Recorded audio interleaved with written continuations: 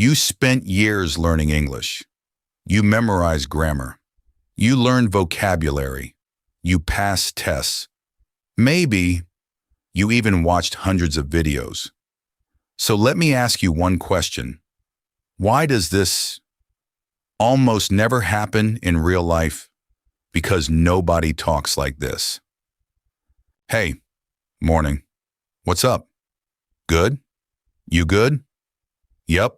What can I get you? 8 seconds. Almost no complete sentences. Yet, everyone understands everyone. Why? Stay with me. Because once you see it, you will never hear English the same way again. Meet Alex. Alex isn't a beginner. He knows English. He studied for years. He knows words, grammar, tenses, conditionals, passive voice. He even got good grades. Today, Alex feels confident. He walks into a coffee shop. A smiling barista looks at him. Hey, what's up? Alex freezes. Not because he doesn't know English. He knows every single word. What is up? But somehow, the sentence makes no sense. No worries. I wasn't worried. Should I be worried now? In this video, we'll break down the 3 hidden rules of real speech and how Alex learned to sound natural in 5 seconds. Here's something strange. The problem isn't speed, and it isn't pronunciation. It's something almost nobody talks about. We'll come back to that. But first, let me show you what Alex actually learned. Imagine your first English textbook. Page 1. Hello, how are you? I am fine, thank you. And you? Perfect, clear, correct, easy to understand. There's only one problem. Real people almost never sound like that. Not because it's wrong, because conversations don't work that way. Think about your own language. When was the last time someone walked up to you and spoke exactly like a textbook? Probably never. Because humans don't communicate with perfect sentences. They communicate with shortcuts. Good morning, how are you today? Morning. I would like a cup of coffee, please. Large coffee. I completely agree with your opinion. Yeah, exactly. Right. Suddenly, English looks very different. Pause the video for 10 seconds. Say these 3 out loud, just the short version. Morning, large coffee, exactly. That's it. 3 words. Real words people actually use today. Good. Let's keep going. This is where everything changes. Most learners think conversations are built from sentences. They're not. They're built from tiny pieces. Listen carefully. Coming? Yep. When? 5. Cool. See what happened? Nobody said, are you coming with us this evening? I will arrive at 5 o'clock. They didn't need to. Because real conversations depend on shared context. Humans naturally remove information that everyone already understands. And they do it in every language, not just English. At the gym, same time tomorrow? Yeah, man. On the street, this way? Left. Same pattern. Every time. Not because people are lazy, because both people already share the same picture in their heads. That's the real skill. Not perfect grammar, reading the room. Someone asks you, coffee or tea? Don't answer with a full sentence. Answer the way a real person would, 1 or 2 words. Whatever you said, if it was short, you got it right. There's no wrong answer here except a long one. Here's something nobody tells you in school. Missing words doesn't just save time, it feels risky. Because if you say less, you have less control over how it sounds. That's exactly why so many learners do the opposite. They add more words, more grammar, more explanation, not because it's correct, because it feels safer. But here's the truth. Native speakers aren't hiding behind full sentences. They're not being careful. They're being efficient. And efficient isn't the same as sloppy. It's a skill, just like editing a sentence down to its shortest, clearest version. The good news? You already do this in your own language without thinking twice. You just need permission to do it in English too.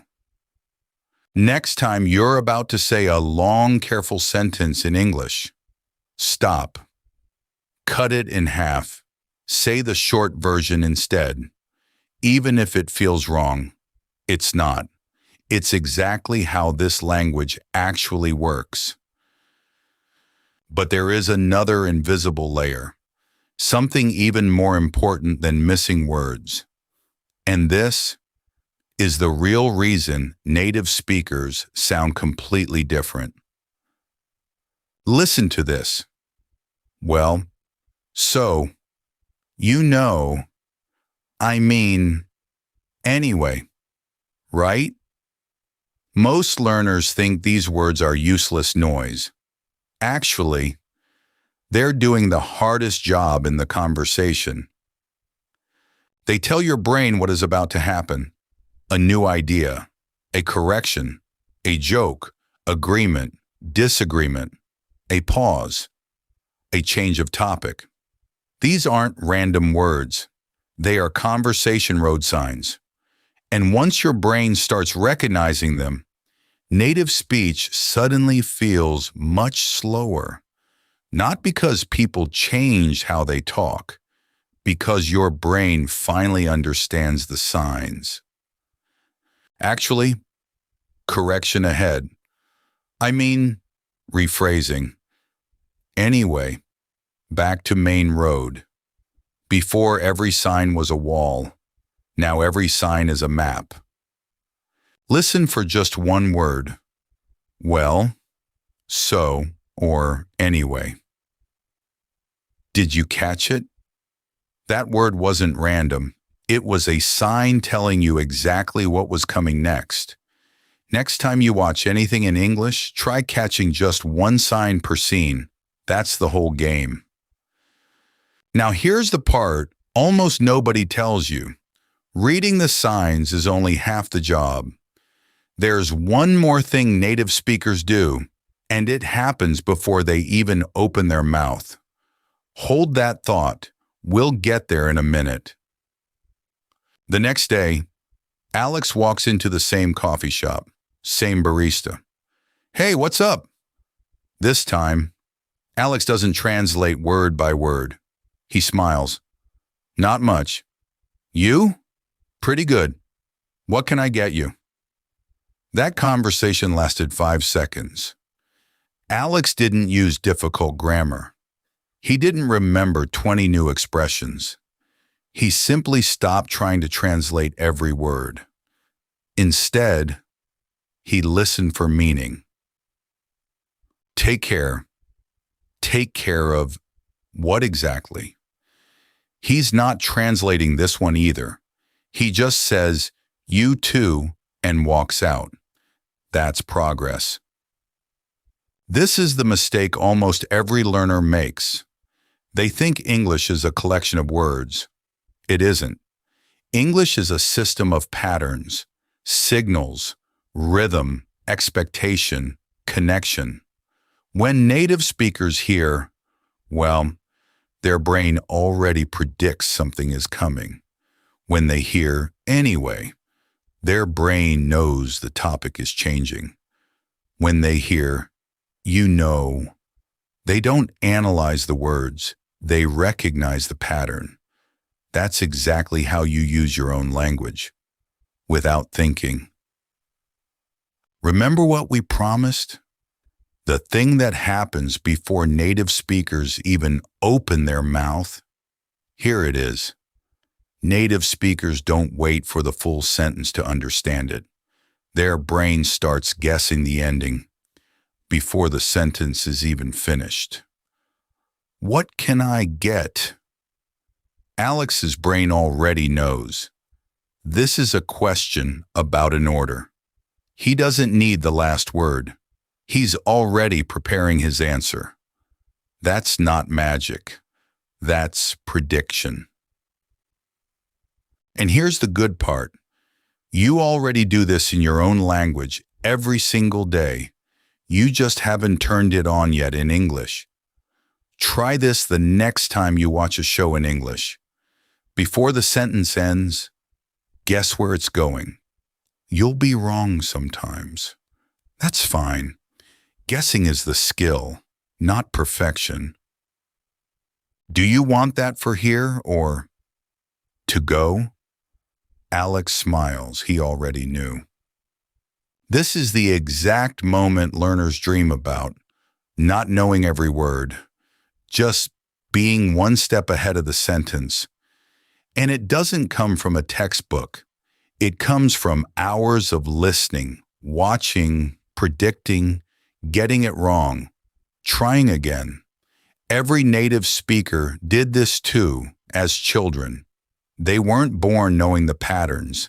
They absorbed them, one guess at a time. You can do the exact same thing, just faster, because you already know the words. You're not starting from zero. You're starting from almost there. So, does that mean textbooks are useless? Not at all. In fact, without textbooks, you wouldn't even be able to understand this video. But textbooks have a different job. A textbook teaches language. Life teaches conversation. Those are not the same thing.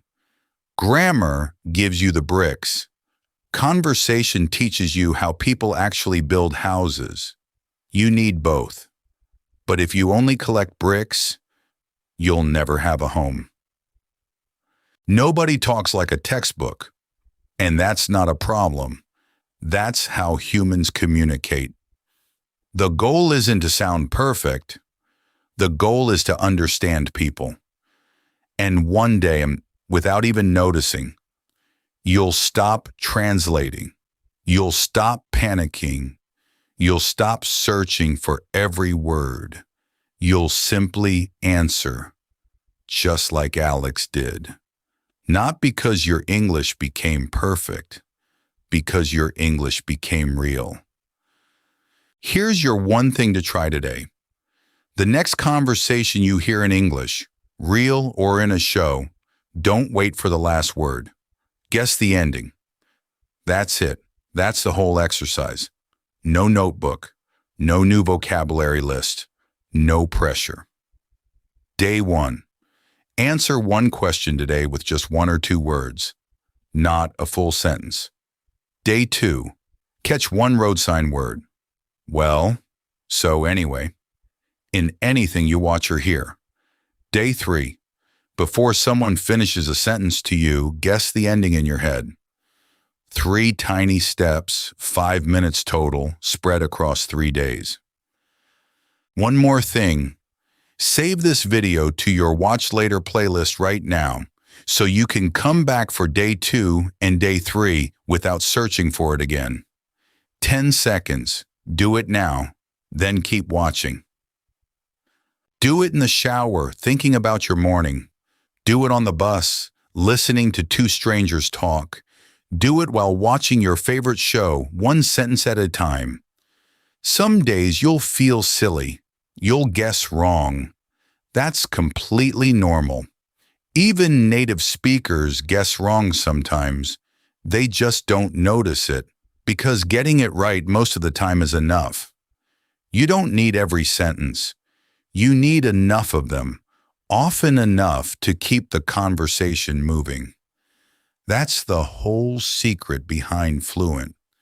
Not perfect, not fast, just moving.